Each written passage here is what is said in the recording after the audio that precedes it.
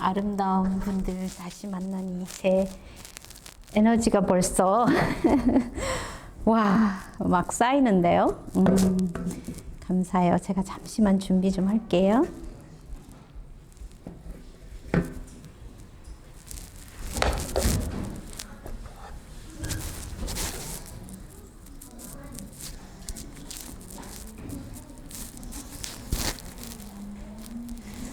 한 달 만에 뵙는데 시간 너무 빠르다, 그죠?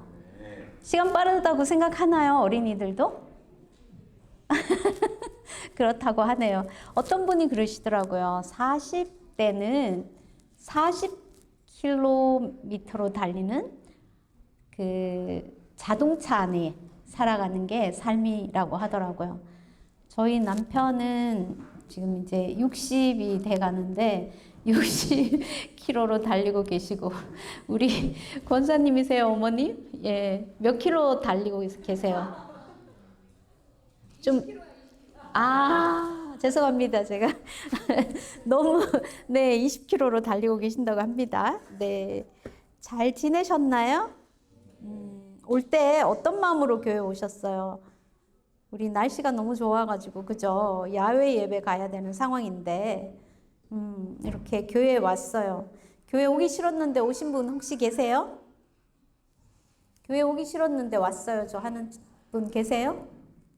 누가 막 이렇게 손짓해. 네. 그래도 잘 왔다고 칭찬 드리고 싶어요. 네. 엄마 아빠와 또 이렇게 같이 온 친구들도 네, 축복합니다. 제가 한 가지 여쭤볼게요.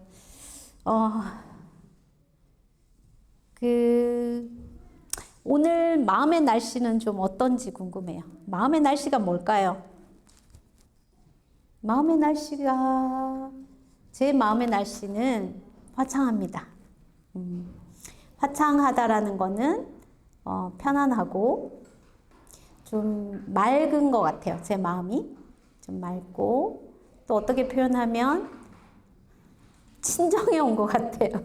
제가 예전에 개척교회 그 철치 파운더라고 하잖아요. 그렇게 해서 좀 섬겼던 기억이 나서 너무 아름다운 분들 만나서 반갑습니다. 여러분들도 제 마음처럼 한번 자신을 들여다보세요. 지금 내 마음은 편한가? 내 마음은 지금 좀 피곤한가? 한번 들여다보세요. 근데 중요한 건 다 괜찮아요. 다 괜찮아요. 오늘 저는 이제 대화하는 걸 좋아하는 사람이라서 다음에는 아마 이런 제안도 한번 드리고 싶어요. 이제 한 번 더 남았거든요. 모르시겠지만 그럴 때는 네, 제가 좀 설교 시간에 간증을 하면서 드는 생각을 저한테 질문하는 방법도 좋을 것 같아요. 그리고 그거 왜 그렇게 생각해요? 이렇게 좀 불편합니다. 기억나시죠? 그렇게 해도 좋을 것 같아요. 네, 불편합니다. 우리는 은혜입니다. 그죠? 제가 말씀 좀 띄워주시겠어요? 좀 읽어볼까요? 제가 여기 읽을게요. 보면서 하나님은 외모를 보신다고 하실까요? 안 보신다고 할까요? 하나님은 외모를 보신다. 하나님은 외모를 보신다. 다 너무 믿음 좋으신 분이에요. 그죠? 제가 읽을게요. 사람은 외모를 보거니와 나 여호와는 어디를 본다고요? 중심이 어딜까요? 우리는 중심 이러면 여기가 중심일까요? 여기 뒤가 중심일까요? 어디가 중심일까요? 감사합니다. 네, 우리의 마음, heart라고도 하죠. 네, 마음이 중심이라고 해요. 그러면 이제 우리가 다른 사람은 늘 보는데 내 마음을 들여다보기가 쉽지가 않아요. 왜? 우리 눈은 어디로 향해 있어요? 저는 목사님을 보는데 저를 못 보거든요. 제가 여기 뭐가 묻었는지, 네, 안경도 잊어버려가지고 옛날 안경 쓰고 왔거든요. 네, 잘 모른단 말이에요. 그죠? 근데 지금은 내 마음을 어디다 넣느냐면요. 여기다 넣어보는 거예요. 내 마음에 뭐가 있을까요? 내 몸에 뭐가 있을까요? 내 느낌은 어떨까요? 내 지금 감정은 어떤가요? 지금 공기는 어떤 공기인가? 또 바깥에 날씨는 좋은데 여기 앉아 있으려니까 내 마음이 좀 불편한가? 자세히 들여다보세요. 한번 살짝 들여다봅니다. 이걸 우리가 먼저 해야 되는데 저도 그렇고 우리 크리스천들이 뭐 먼저 해요? 하나님께만 먼저 나가잖아요. 우리가 조금 이제는 나를 먼저 돌보는 걸 좀 배웠으면 좋겠어요. 남을 보는 게 중요한 게 아니라 나를 잘 보면 다른 사람도 볼 수 있어요. 거기에 대한 제가 이야기 좀, 제 이야기, 부끄러운 이야기 좀 나눠드릴게요. 목사님들은 이렇게 순서가 중요하기 때문에 저도 써가지고 왔습니다. 잘 읽어보겠습니다. 제가 제일 싫어하는 거예요. 저는 자유로운 움직임이 중요하기 때문에 생동감이라고 하죠. 라이브를 좋아하는데 잘 읽어보겠습니다.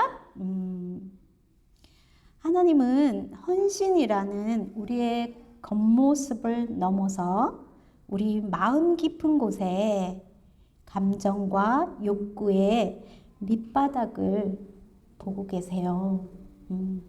저는 사실 좀 볼 수 있거든요. 사람들의 이야기를 들어보면 이 사람의 욕구가 뭐구나, 느낌이 어떻구나. 근데 안타깝게도 우리는 내 욕구와 내 느낌을 잘 몰라요. 그죠? 그래서 어떻게 상대방에게 말해야 될지 몰라서 화를 낸다든가 짜증을 낸다든가 그렇게 해요. 근데 제가 그렇지 않고도 잘 연결하면서 살아갈 수 있는 법을 좀 알려드릴게요. 저는 하나님께서 제 마음에 아픈 중심을, 제 안에 아픔이 많은 사람이었어요. 그 중심을 어떻게 만나주셨는지 제 부끄러움 좀 나누면서 여러분에게는 배움이 되고 또 목사님들에게는 위로가 되고 또 성장이 되었으면 좋겠어요. 제가 아픈 아이가 경청을 하는 그런 시간이 있었는데요. 말씀드렸잖아요. 저는 아들이 필요한 집에 딸 넷째에 또 오빠들은 또 왜 죽어? 그쵸? 오빠들은 죽었고 또 왜 나는 안 태어났으면 좋았는데 왜 네 번째 딸 쌍둥이로 왜 또 미숙아로 태어나냐고요. 그죠? 그렇게 태어났어요. 그래서 저는 늘 아팠어요. 누워 있어야 됐고 그리고 이제 죄송하지만 늘 토하는 아이. 늘 토하고 약해서 정말 부모님들이 힘들어서 어쩔 줄을 몰라 하는 그런 아이로 저는 성장을 해요. 그런데 참 어떤 신기한 기적을 제가 체험하게 되는데요. 작은 할머니가 저희가 이제 큰 집이다 보니까 오시면 술을 한잔 하시거나 동네에 뭐 이런 행사가 있으면 어른들은 논다고 정신없는데 그분은 꼭 저한테 와요. 아무도 없는 방에 저한테 온단 말이에요. 그리고 구석에 앉아 있거나 움직이지 못하니까 가만히 앉아 있는 아이한테 와서 할머니의 살아온 사연을 이야기를 해요. 저 이거 못 읽잖아요, 저는. 네, 할머니의 그 사연을 이야기하는데 1, 2, 3, 4 하면서 막 우세요. 그러다가 또 5, 6, 7, 8 하다가 막 기분이 좋아지시는 거예요. 이거 뭐지? 근데 끝날 때는 10 하면 하하하 웃으시면서 고맙다고. 잘 들어줘서 고맙다는 거예요. 저는 한 거 하나도 없죠. 한마디도 안 했습니다. 근데 그 이야기를 할머니가 한 번만 하면 제가 기억에 사라질 수도 있잖아요. 한 수십 번은 하신 것 같아요. 그럼 저는 알아요, 속으로. 아, 이땐 할머니 우시겠다. 그러면 우세요. 아, 이땐 할머니 멋쩍어서 웃으시겠다. 하면 또 웃으시는 거예요. 그렇게 하면서 제가 이제 그 기적을 체험했다고 말하는 거는 그 할머니의 고맙다라는 말이었어요. 저희 집안이 고맙다라는 말을 잘 안 쓰고 미안하단 말을 잘 안 쓰는 집에서 자랐기 때문에 저는 연결되면서 그렇게 나에게 공감의 언어, 또 어떻게 보면 인정이잖아요. 그죠? 인정해주는 언어를 듣고 좀 놀랬던 것 같아요. 그 얘기가 아직도 기억이 나요. 제가 집에서는 지아거든요. 지아, 내 얘기 다 들어줘서 참 고맙다. 너무 고마워. 고마워. 이렇게 하고 가는 거예요. 한 번만 하는 것도 아니고. 그렇게 급하신 할머니셨는데도 그때 제가 알았어요. 지금 이제 성인이 되고 어른이 되어서 지금 나이 살아오면서 아, 그때 그저 가만히 들어주는 게 경청이었구나. 아무것도 하지 않고 그 존재로만 듣는 게 상담사들도 어려운 일이거든요. 그걸 제가 어릴 때 아파서, 안 아팠으면 저도 못했겠죠. 아파서 제가 하게 되었습니다. 누군가의 마음을 온전히 있는 그대로 수용해 준다는 거는, 지지해 준다는 거는 이렇게 위대한 치료가 되는구나, 이렇게 위대한 치유가 되는구나 어릴 때 알게 됐어요. 할머니가 다시 안 오시더라고요. 그 이유는 나는 할머니가 왔으면 좋겠는데 지금 같았으면 아마 할머니한테 안 듣는 척 했을 수도 있었겠구나 라는 그런 마음도 올라왔습니다. 그래서 그게 제가 상담사가 되는 아마 첫 걸음을 아니면 첫 씨앗을 뿌린 게 제 어릴 때 아팠던 그 제 내면 아이는 찌질이거든요. 여러분도 내면 아이 한번 이름 지어보세요. 찌질이가 어떻게 되는지 보여드리겠습니다. 예, 제가 이제 세 번째로는 단절의 아픔 속에서 MBC의 생명력을 전해드리고 싶어요. 제 삶이 뭐 할머니가 한번 고맙다고 한다고 되는 게 아니잖아요. 그쵸? 근데 제 삶은 단절이었어요. 제 삶의 가장 중요한 욕구는 그래서 나중에 찾게 되지만 연결이라고 알게 되거든요. 그게 삶의 에너지가 돼요. 근데 단절 속에서 아이가 싸우는 거예요. 저는 제 것을 다른 사람에게 나누어 줘서라도 연결하고 싶었던 그 어린 시절의 욕구가 있었던가 봐요. 엄마는 오빠들을 잃었기 때문에 아픈 아이를 옆에 두고 싶지가 않아서 관심을 두지 않았지만 그분은 제게 늘 먹는 거, 입는 거는 잘해주셨어요. 저희 엄마는. 그래서 자식이 많으니까 몰래 뭔가를 사서 저에게 주시는 거예요. 근데 제가 그걸 어떻게 했다고 했죠? 네, 막 엄마가 보는 데서 기뻐가지고 다 나눠줬어요. 그러면 엄마가 어떻게 돼요? 엄마가 어떻게 되겠어요? 아픈 애기가, 그쵸? 진짜 빡쳤어요. 우라가 치미셨어요. 그래서 엄마가 하신 말씀이 앞에 좀 어린이들도 계시니까 아시죠? 뭐 그거 해놓고 너는 간이고 쓸개고 몸 밖에 있으면 너 죽는지도 모르고 다 줄 거라고. 제가 아기 때 처음 들은 말이에요. 좋은 말은 아닌데 나쁜 말은 아닌 것 같아. 애긴데도. 그래서 이건 뭐지? 라는 그런 생각도 올라오기 전에 엄마의 그 싸늘하고 차가운 단절을 이거 죽었구나 라는 그런 느낌을 받게 되거든요. 그 속에서 제가 깨달은 게 그래서 엄마가 안경까지도 안 해주셨구나. 제가 요청해도 절대 얄짤 없었습니다. 전문용어로. 네. 얼마나 외롭겠어요, 아이가. 안경도 없이 공부한다는 거는 얼마나 힘들어요. 근데 죽으라고 또 뭐 공부 못한다고 또 혼은 죽으라고 내요. 그래서 이 양가 감정이 계셨던 엄마 아래서 하나님께서 저를 건드리지 않으셨다라는 걸 나중에 깨닫게 돼요. 혹여 살면서 이건 정말 불편해 라는 마음이 드시나요? 그것도 하나님이 다 사용하신답니다. 잘 견디면. 네, 또 이어가 볼게요. 그때 제 어린 마음의 느낌은 어땠을까라고 지금 앞에 서면서 생각을 해보니까 너무 서글프고, 서글프고, 뭐라 그러지? 답답하고, 속상하고, 억울하고, 신경이 쓰이고, 화나고, 무기력하고, 우울하고, 슬프고, 외롭고, 그런 혼란스러운 그런 맥 빠지는 시간들을 저는 보냈습니다. 그런데 아시죠? 비폭력 대화에서는 이 불편한 감정들을 아주 아름다운 생명력 있는 욕구가 숨어 있다고 말하는 거예요.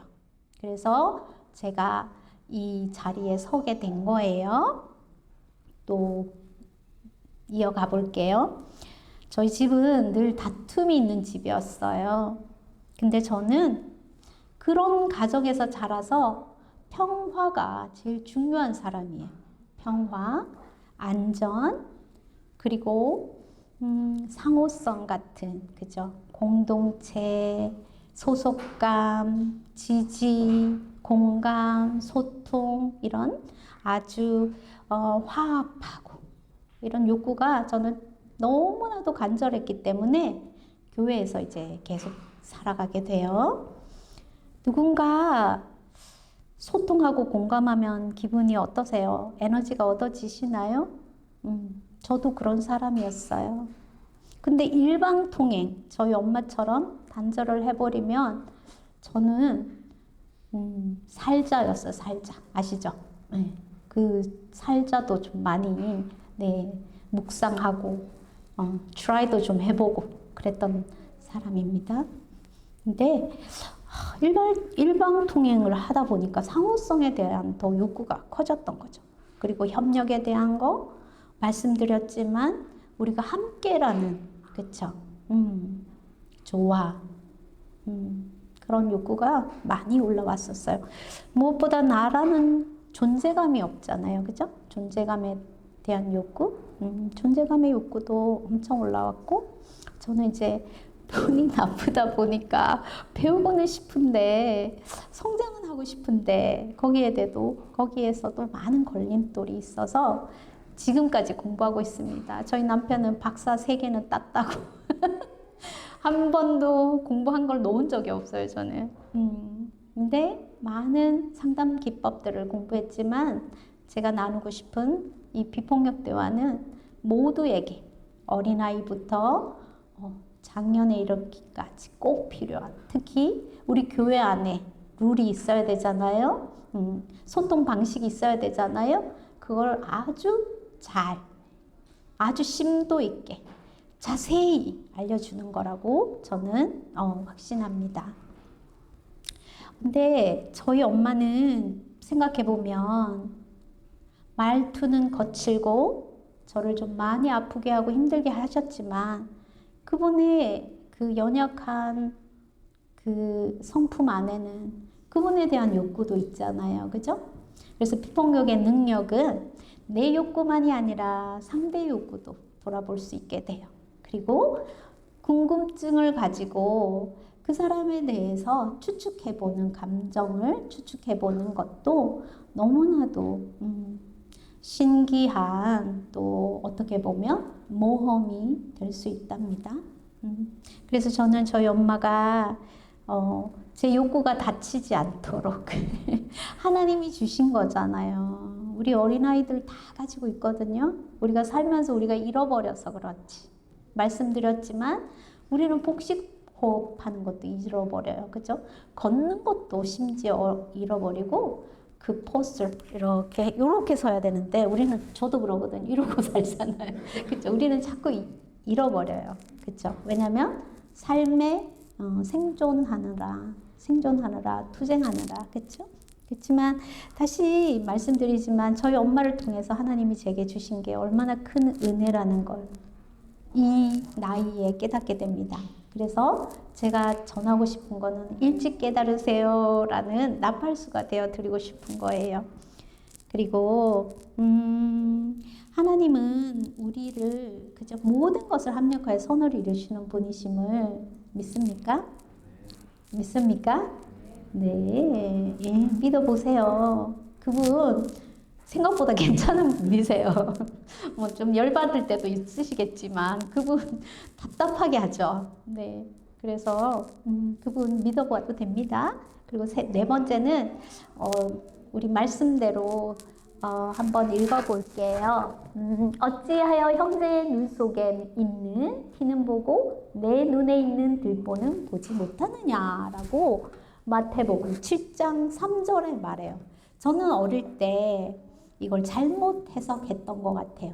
상대의 작은 잘못을 탓하고 너의 그 깊은 속에 있는 너의 그거는 정죄하지도 않고 당연하다고 받아들이느냐 했는데 제가 비폭력을 만나고 나서 이 들보를 마주하게 돼요.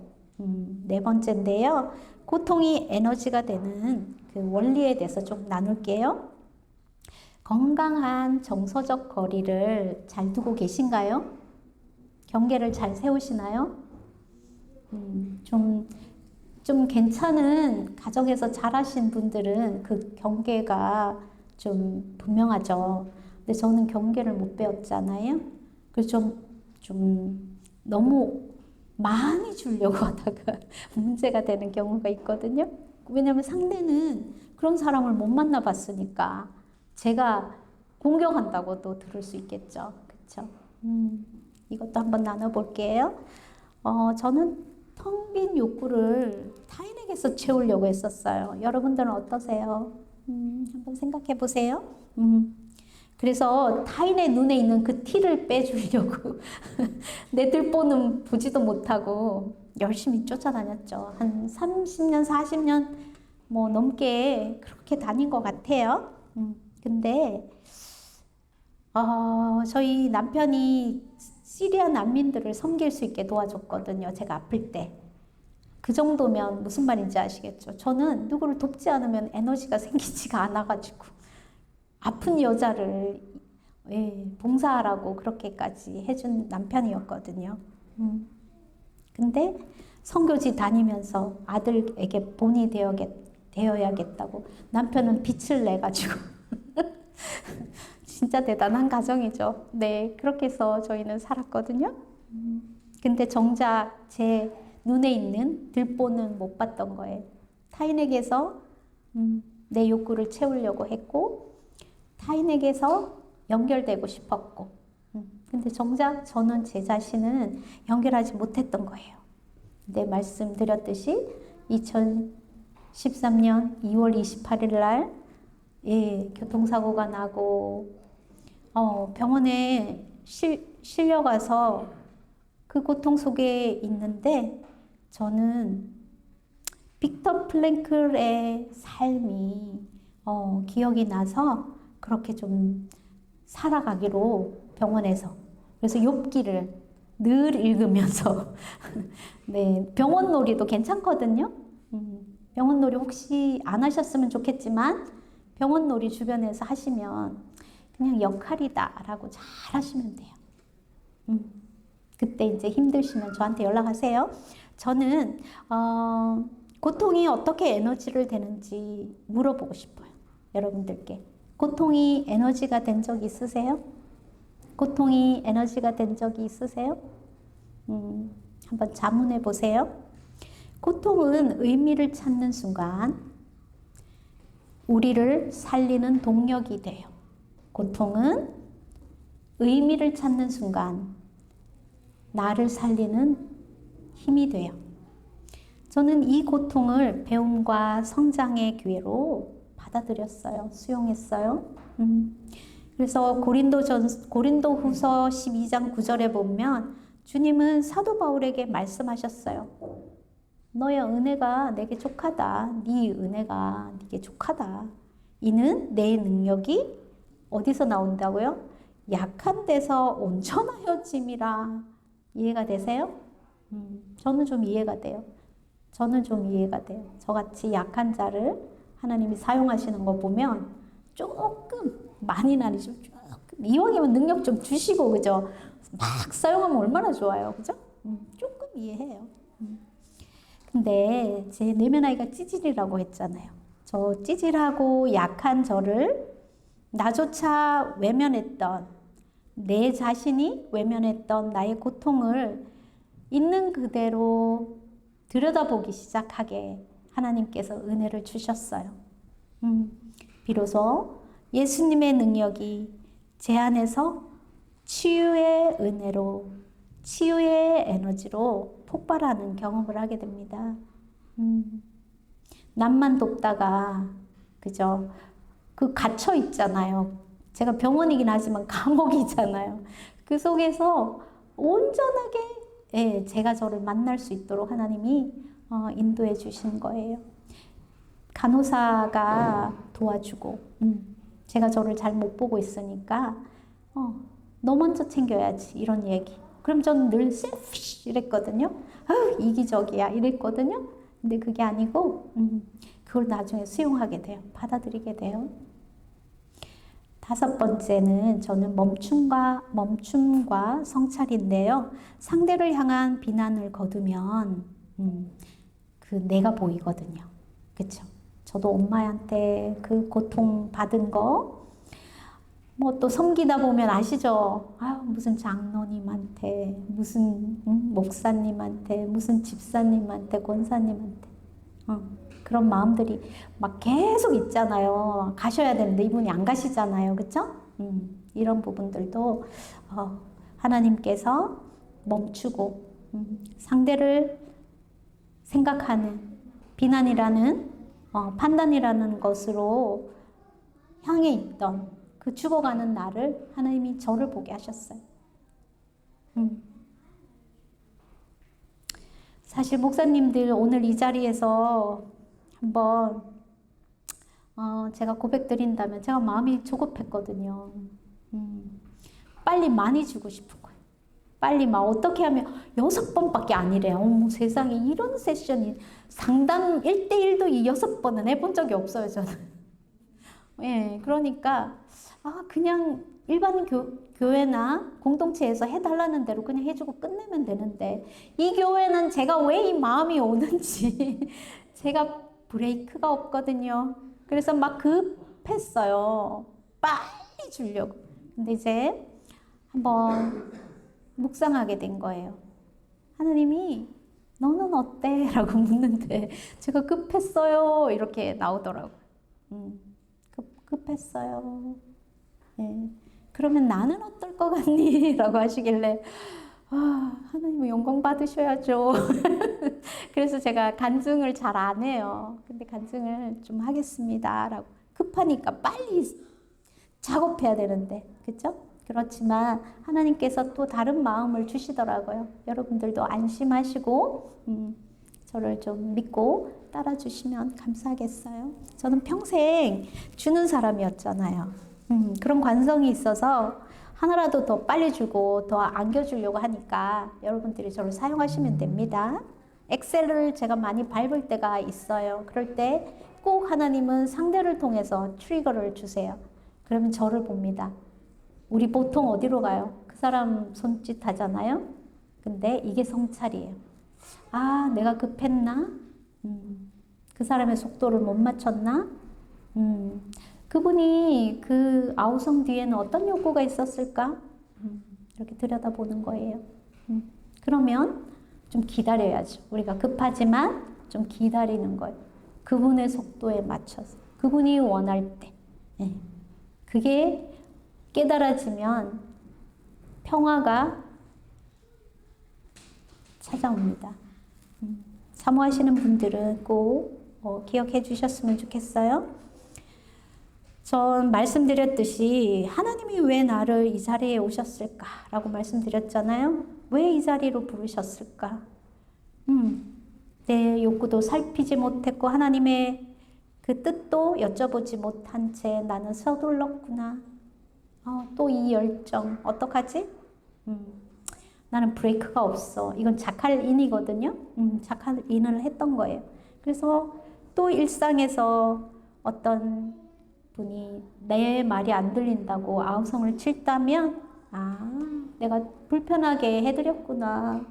트리거를 또 촉발제를 올려드렸구나 하면서 억지로라도 그분이 좀 이해할 수 있도록 좀 기다려주는 그런 마음을 가지게 됩니다. 예를 들어서 누군가 제 말을 뚝 잘랐어요. 아니면 내가 원하는 말을 안 하고 엉뚱한 말을 했어요. 그럴 때는 어떤 생각이 올라오죠? 열받네. 무례하네. 그러면 그 속에 뭐가 있을 거예요? 난 무시당했다고 느껴지잖아요. 그러면 내 욕구는 뭘까요? 나는 존중받고 싶었구나. 나는 소통하고 싶었구나. 공감하고 싶었구나. 이렇게 나를 이해해 주시면 돼요. 두려움이 온다면 호흡법도 괜찮아요. 숨을 쉬거나 잠깐만 나갔다 올게. 괜찮겠어? 하고 10분 이렇게 이야기하세요. 5분, 1분, 화장실 좀 갔다 올게. 괜찮겠어? 이렇게 좀 에너지가 좀 있다면 내 얘기 듣고 어때? 이렇게 수용해 줄 수 있어? 이렇게 하는 거죠. 이렇게 갈등의 화살이 상대에게 쏘는 대신 나 자신에게 묻는 거예요. 내가 여기서 또 무엇을 배워야 할까? 궁금증을 가지면 어떤 갈등도, 어떤 힘듦도 그 속에서 배울 수 있는 소스가 있고 그 배운 거에 나의 삶에서 에너지가 된다면 한번 천천히 들여다보는 작업도 필요합니다. 또 6번째로 고통의 성화와 코핑 스킬이라고 하는데요. 진정한 자기 공감. 우리 또 계속 할 거고 또 알려드릴 거예요. 근데 공감은 너무나도 중요한데 먼저 누구부터 공감해야 된다고요? 저처럼 상대 공감부터 하나요? 전도사님 감사합니다. 그것도 답변입니다. 네, 고통은 그저 아프고 끝나는 것으로 낭비시켜서는 안 돼요. 혹시 졸리시면 잠깐만 집중해 주세요. 고통은 그저 아프고 속상한 걸로 끝내서는 낭비가 됩니다. 안 됩니다. 그 아픔이 반드시 성화되어서 나를 살리고, 누구를 살린다고요? 나를 살리고 또 누구를 살려요? 남을 살리는 에너지가 되어야 해요. 그러기 위해서는 먼저 내가 내 욕구를 만나 주어야 해요. 내가 내 욕구를 만나 주어야 해요. 그것이 진정한 자기 돌봄이고 자기 공감이에요. 자기 공감은 거창한 게 아니에요. 슬프면 슬프다. 힘든 날이면 힘들다.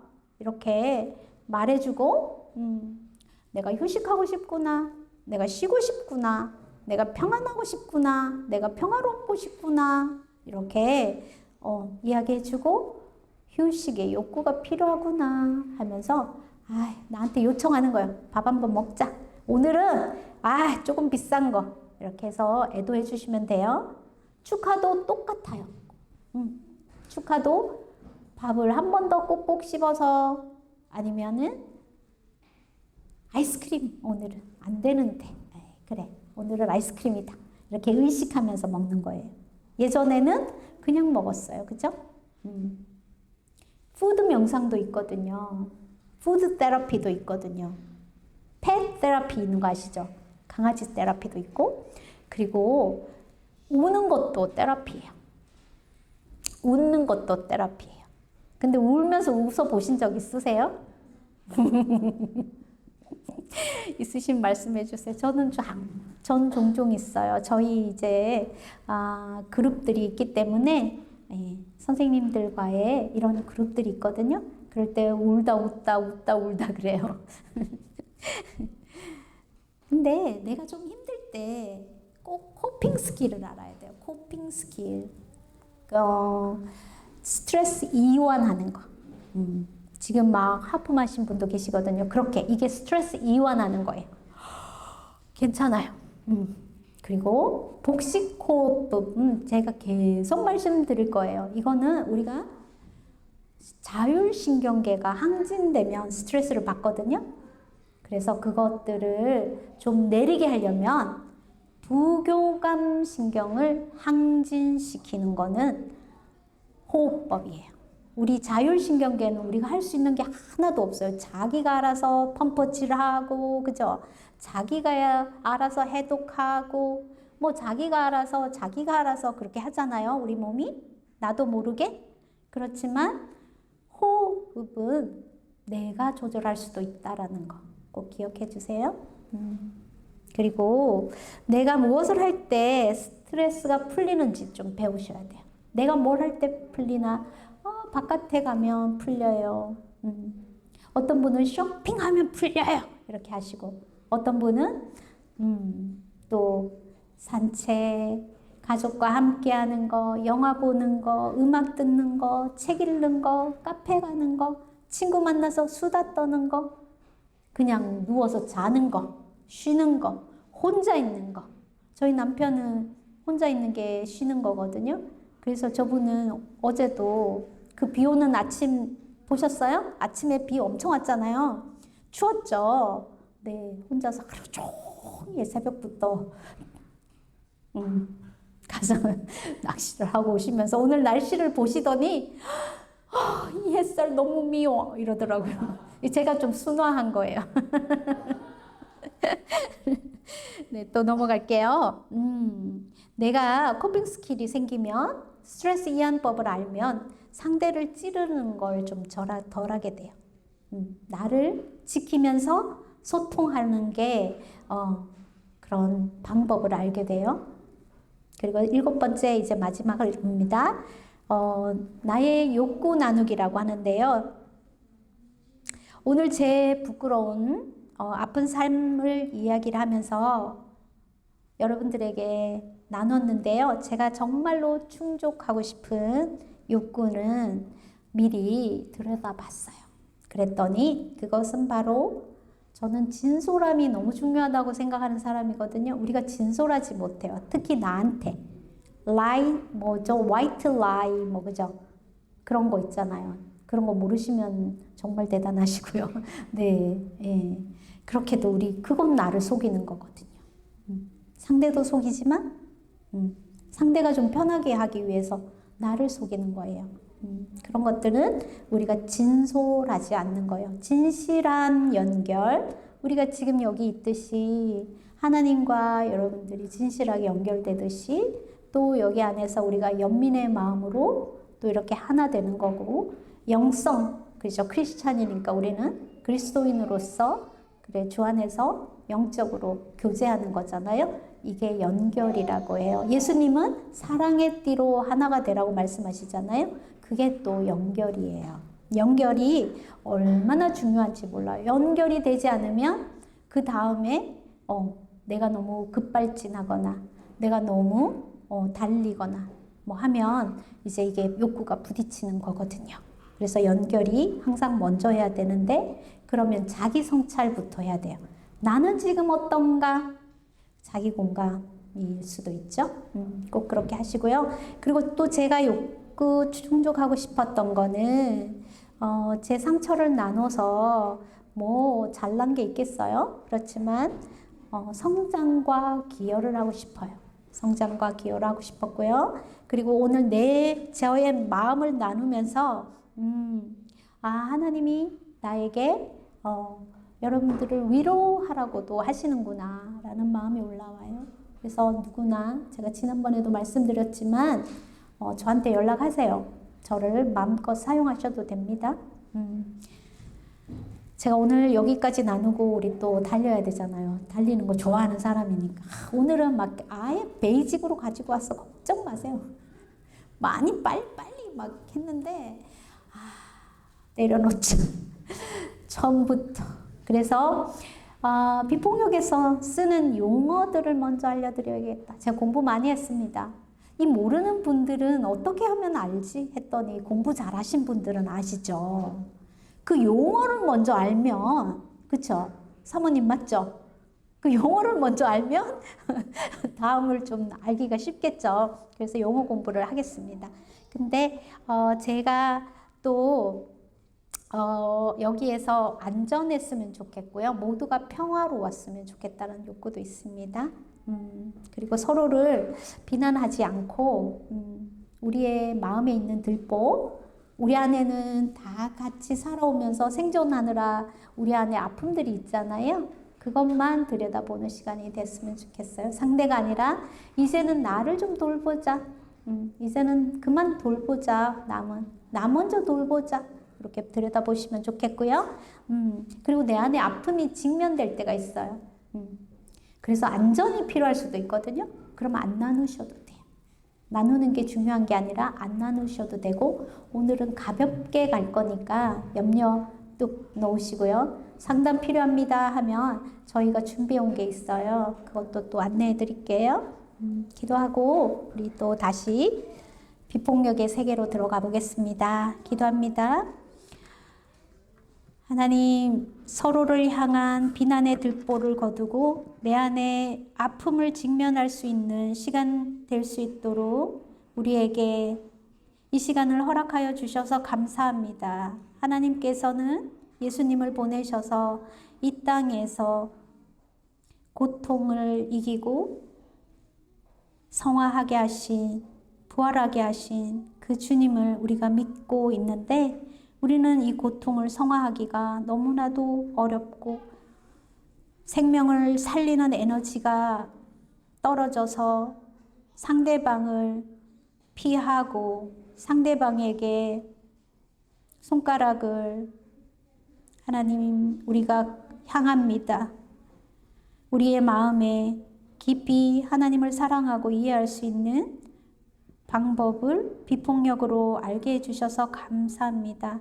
하나님은 우리를 이 땅에 공동체로 허락하실 때 우리가 평화롭고 우리에게 조화롭게 살아가라고 우리에게 연결의 마음, 연민의 마음을 주셨는데, 우리가 사랑의 언어를 사용하지 못하고 세상의 언어를 사용하면 살아왔습니다.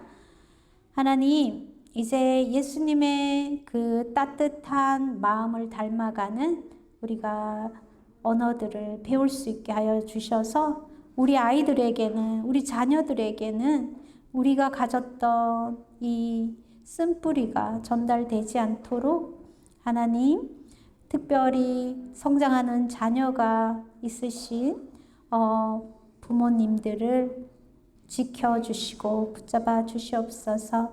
이곳에 함께한 모두에게 하나님의 사랑이, 또 우리가 배워야 할 것들이 들어갈 수 있도록, 또 치유가 될 수 있도록 주님 저를 사용하여 주시옵소서. 감사합니다. 예수님의 이름으로 기도합니다. 아멘. 제가